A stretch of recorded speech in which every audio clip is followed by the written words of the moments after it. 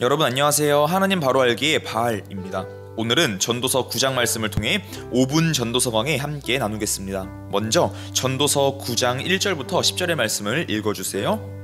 전도서 9장 2절부터 6절의 내용을 보면 전도서의 지혜자는 죽음이라고 하는 허무, 해벨로 다시 빠져들고 있는 모습을 보여줍니다.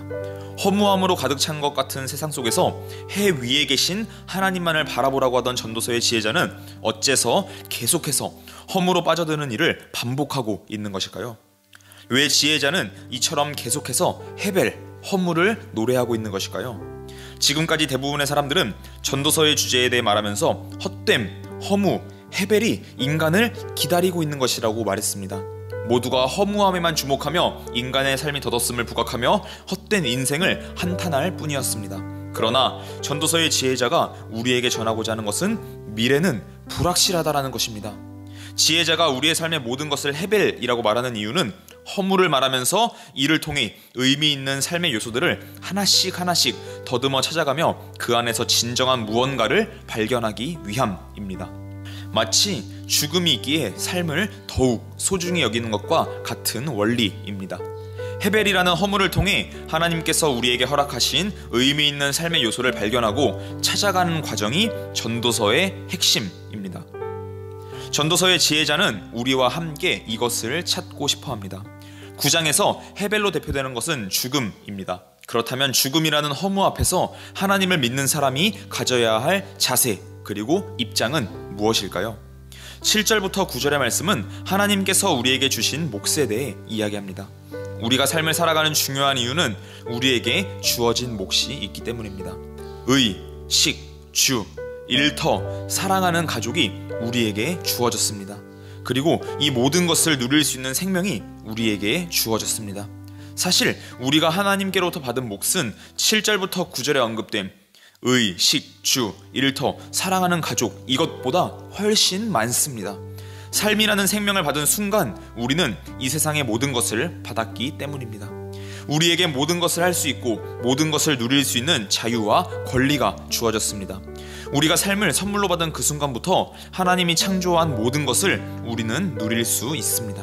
그러나 우리가 스스로 그것을 누리지 못하며 살고 있지는 않습니까?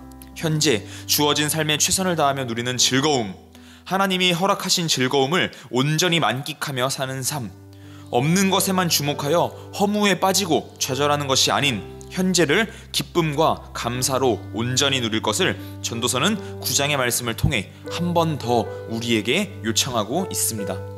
전도서 9장의 말씀을 묵상하며 저는 디모데전서 4장 4절부터 5절의 말씀이 떠올랐습니다. 하나님께서 지으신 모든 것이 선함에 감사함으로 받으면 버릴 것이 없나니 하나님의 말씀과 기도로 거룩하여 짐이라.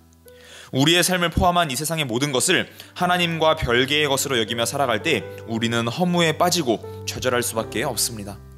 전도서의 지혜자는 1장부터 모든 것을 하나님과 관련지어 생각할 것을 우리에게 요구했습니다. 그것이 바로 해 위에 계신 하나님이었습니다. 해 아래에서 살아가는 인간은 어둠이 찾아오고 구름이 해를 조금만 가리게 되어도 해가 없다고 생각하며 살아갑니다. 그러나 해는 떠있지 않을 때도 우리의 눈에 보이지 않을 때도 항상 그 자리에 있습니다. 전도서는 이런 하나님을 가리켜 해 위에 계신 존재로 표현합니다. 언제나 우리와 함께 계시지만 우리가 느끼지 못하는 것 뿐입니다. 그러므로 현재를 해 위에 계신 하나님으로 가득 채우십시오.